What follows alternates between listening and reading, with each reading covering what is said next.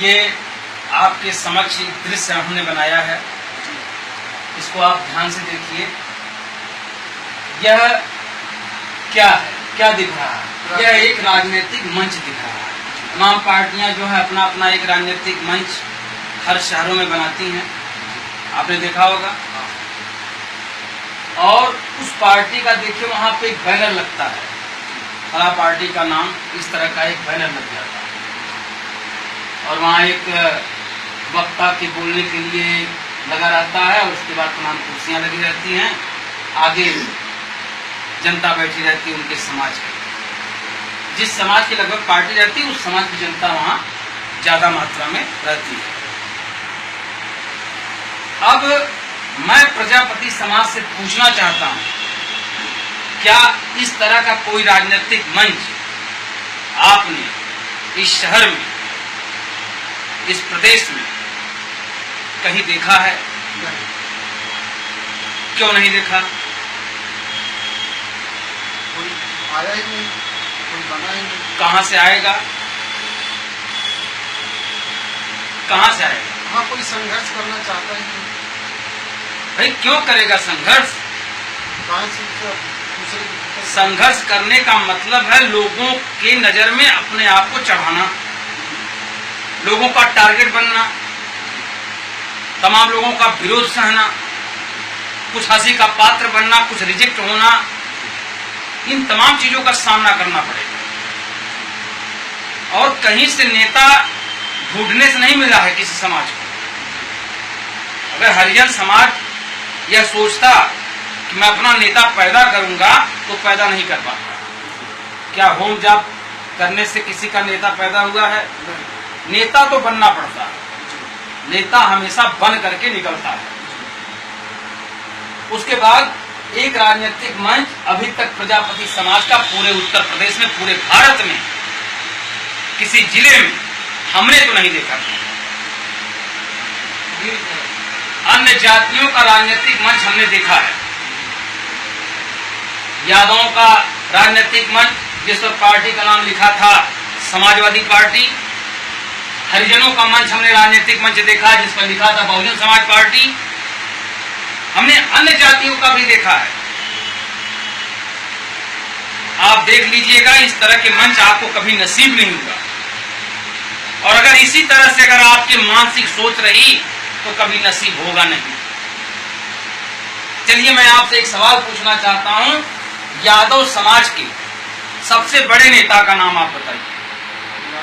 माननीय मुलायम सिंह यादव। अब इस समय कौन है? इस समय अखिलेश चल रहा है। चलिए माननीय अखिलेश जी का नाम मैं यहाँ पे लिख दे रहा हूँ, माननीय अखिलेश यादव जी, अखिलेश सिंह यादव जी। ठीक भाई, आप पूरा समझ लीजिएगा क्योंकि इधर कुछ मुझे और भी लिखना है।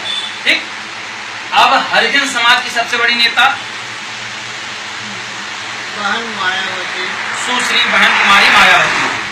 ठीक, देखिए ये सभी चीज आप लोग जानते हैं, लेकिन कभी आपने इस तरह की रचनात्मक तस्वीर नहीं तैयार करके इस पर अध्ययन नहीं किया। नहीं, आपको भी पता चल जाता कि हम लोग कहाँ हैं। अभी मैं जातीय आंकड़े प्रस्तुत किया था, उसमें मैंने दिखाया था कि अपने प्रजापति समाज से नीचे अब इस समय कोई जाति नहीं बची है। अगर 10-20 जातियां अगर आप मानते हैं कि बची हैं, तो क्या आप लोग ये चाहते हैं कि वे भी हम लोग से आगे निकल जाए, तब हम लोग आगे बढ़ेंगे? अब सुश्री बहन कुमारी मायावती जी, ठीक, मैं बहन जी लिख दे रहा हूं, आप समझ जाइएगा। ठीक, अब मैं पूछ रहा हूं, राजभर एक समाज है जी, इनके सबसे बड़े नेता का नाम बताइए। माननीय ओम प्रकाश राजभर जी। ठीक, देखिए ये मैं नहीं बता रहा हूं, आप खुद देख रहे हैं। ठीक है, माननीय ओम प्रकाश राजभर जी, इसको मैं लिख दूंगा। अब क्षत्रिय समाज के सबसे बड़े नेता का नाम बताइए। इस समय मुख्यमंत्री के पद पे बैठे हैं माननीय योगी नाथ आदित्य जी। ठीक, इसके बाद तमाम समाज आते हैं, हर समाज की लिस्ट आप तैयार कर लीजिएगा और उस समाज के सबसे बड़े नेताओं का नाम आप स्वयं लिख लीजिएगा, क्योंकि अगर मैं ये सब चीज करने लगूंगा तो बहसबाजी का दौर चलेगा और मैं समझता हूँ मुझसे ज्यादा समझदार आप लोग हैं। हमारा समाज में बहुत से ऐसे बुद्धिजीवी लोग हैं जो जानते बहुत कुछ हैं, अभी उनसे बात करने लगे तो आपको बातों में परास्त करने की पूरी क्षमता रखते हैं, लेकिन इस तरह की रचनात्मक तस्वीर खींच करके कभी समाज को न समझाने आए न खुद समझे। मैं सीधी बात कह रहा हूं। अब मेरा सवाल यह है कि प्रजापति समाज के सबसे बड़े, जैसे आपने बताया कि यादव समाज के सबसे बड़े नेता माननीय मुलायम सिंह जी, उसके बाद माननीय अखिलेश जी, हरिजन समाज की सबसे बड़ी नेता बहन जी को बताया आपने, राजभर जी के ओम प्रकाश जी को बताया, क्षत्रिय समाज के योगीनाथ जी को बताया, ठीक। उसी तरह से प्रजापति समाज में सबसे बड़े नेता का नाम आप बताइए, क्या लिखा जाएगा? गायत्री प्रसाद। गायत्री प्रसाद। डॉक्टर साहब आप जो बता रहे हैं ये बहुत ही अनुभवी आपका दृष्टिकोण है गायत्री प्रसाद प्रजापति की। और दूसरे हैं सर दयाराम प्रजापति। दयाराम प्रजापति, नाम बताते रहिए, देखिए अभी आपके सामने सारी तस्वीर स्पष्ट होती चली जाएगी। दयाराम प्रजापति, और उसके बाद सर लोकेश प्रजापति। देखिए कितने नेता हैं प्रजापति समाज के। लोकेश प्रजापति बसपा में है सर। वो ठीक है, अभी कौन किस में है ये तो सबको पता हो जाना चाहिए। अब इसके बाद बताइए नाम और लोगों का नाम बताइए। ब्रजेश प्रजापति जी। देखिए डॉक्टर साहब काफी अनुभवी व्यक्ति हैं, ये पूरी तरह से बहुत सही बता रहे हैं अब तक कि प्रजापति समाज के एक बड़े लीडर इस समय हैं।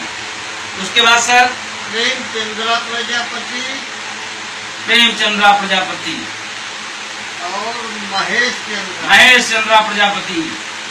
उसके बाद डॉक्टर साहब ये सर भाजपा में है और इनकी भागीदारी लोगों की नहीं, इसके बाद और बताइए और लोगों का नाम। और लोग तो सर देखिए मैं जौनपुर जिले में रहता हूँ, मैं जौनपुर जिले में ही बता दे रहा हूँ, इसी तरह से हर जिले में है, ठीक। यहाँ पे देखिए मैंने बहुत दिन से सुना है हीरालाल आजाद का नाम, सुने कि नहीं आप?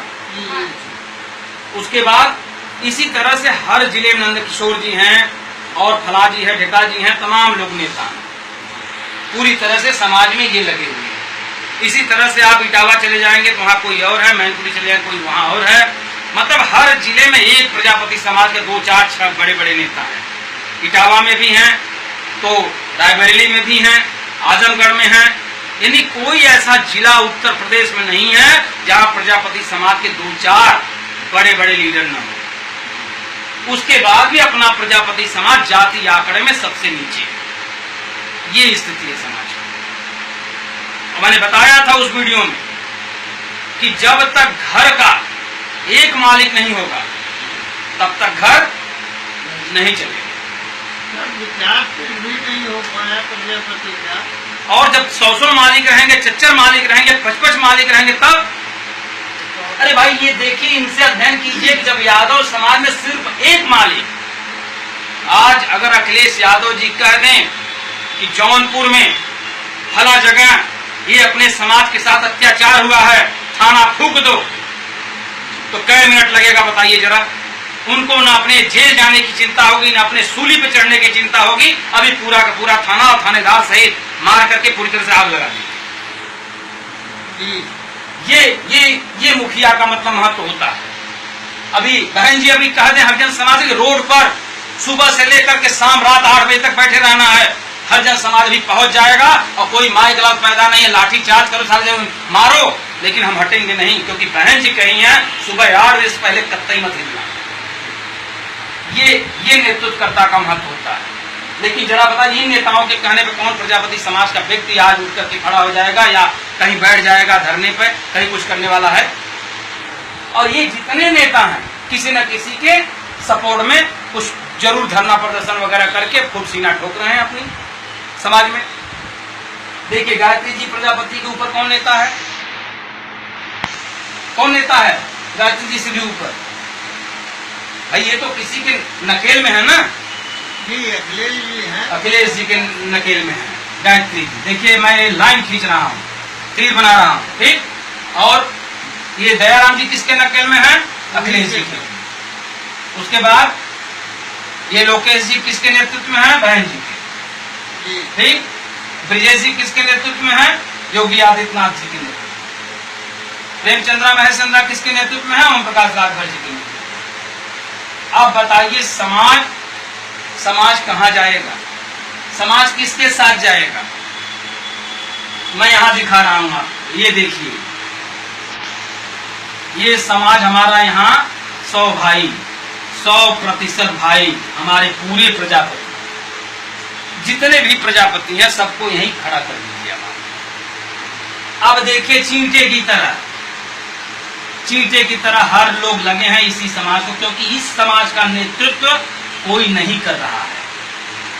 सबको पता है कि इस समाज को कभी भी बहकाया जा सकता है, जिसके साथ चाहे उसके साथ लेके चले जा सकते हैं। हर जगह से इसको चींटे की तरह घेरे हुए हैं सब जगह, सभी लोग। कहीं गायत्री जी बहका रहे हैं, कहीं दयाराम जी बहका रहे हैं, कहीं लोकेश जी बहका रहे हैं, कहीं विजय जी बहका रहे हैं, कहीं प्रेमचंद्रा जी, कहीं महेश चंद्रा जी। ऐसे जितने भी जिले स्तर पे, गांव स्तर पे नेता हैं, सब किसी न किसी के लिए बहका रहे हैं। अब बता दीजिए ये लोग जाएंगे कहाँ? ये लोग जाएंगे कहाँ? कुछ उनके साथ, कुछ उनके साथ, कुछ उनके साथ, कुछ उनके साथ, कुछ उनके साथ। इसमें से किसी की औकात नहीं है, मैं स्टाम्प पेपर पर लिख के दे दूं, किसी की औकात नहीं है कि पूरे प्रजापति समाज को अपने साथ ले जाने। जानते हैं क्यों? क्योंकि जैसे ही यह व्यक्ति लेके जाने की बात सोचेगा, वैसे ही इतने लोग इसके दुश्मन बन जाएंगे, इसका विरोध शुरू कर देंगे। और यही हाल पहले हरिजन समाज का भी था। कांग्रेस पार्टी बाबू जगजीवन राम का चेहरा लगा करके इनको लूट रही थी। बाबू जगजीवन राम के कंधे पर बंदूक रख करके इंदिरा गांधी हरिजन समाज को टारगेट कर रही थी, और पूरा हरिजन समाज कांग्रेस में वोट देता था। और वो हाल आज अपने प्रजापति लोगों का है, जो जितना टारगेट कर ले इस समाज को अपने साथ लेके जा सकता है। और ये समाज इतना मूर्ख हो चुका है, इतना दिमाग इसके पास खत्म हो चुका है, लोगों ने चाट लिया है दिमाग, इसका दिमाग नहीं खुल पा रहा है। कैसे खुलेगा? यह इनकी बात करना शुरू कर देगा, 9 लोग आ जाएंगे बहकाने, करेंगे ये चोर हैं, ये लुटेरे हैं, ये आपको बर्बाद कर देंगे। ये आता है तो ये 9 लोग मिलकर के इसके खिलाफ भड़काना शुरू कर देते हैं। ये स्थिति समाज की हो जाती है। अब इस समाज को हरिजन समाज की तरह, यादव समाज की तरह चालाक बनना पड़ेगा।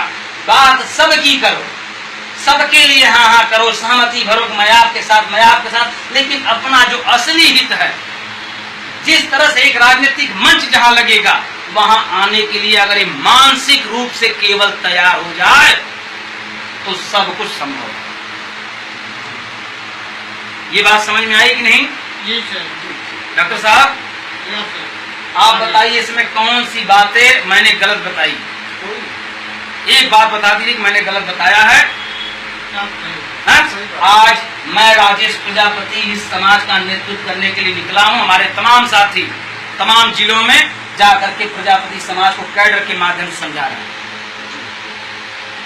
और हमारे जो ये अपने भाई हैं, जो प्रजापति वंश के कहे जाते हैं, ये जैसे ये अभी करने लगे कुछ काम थे, 9 लोग विरोध करेंगे, उसी तरह से मेरा भी विरोध सभी लोग कर रहे हैं। क्यों कर रहे हैं? समाज को एक तस्वीर क्यों नहीं दिखाते? क्यों नहीं समझते कि जिस तरह से माननीय मुलायम सिंह यादव जी निकले यादव समाज में जाकर के उन्होंने कहा कि भैया हम लोग अगर कांग्रेस में वोट करते रहेंगे, हम लोग भाजपा में वोट करते रहेंगे, तो हम लोग का विकास कैसे संभव होगा?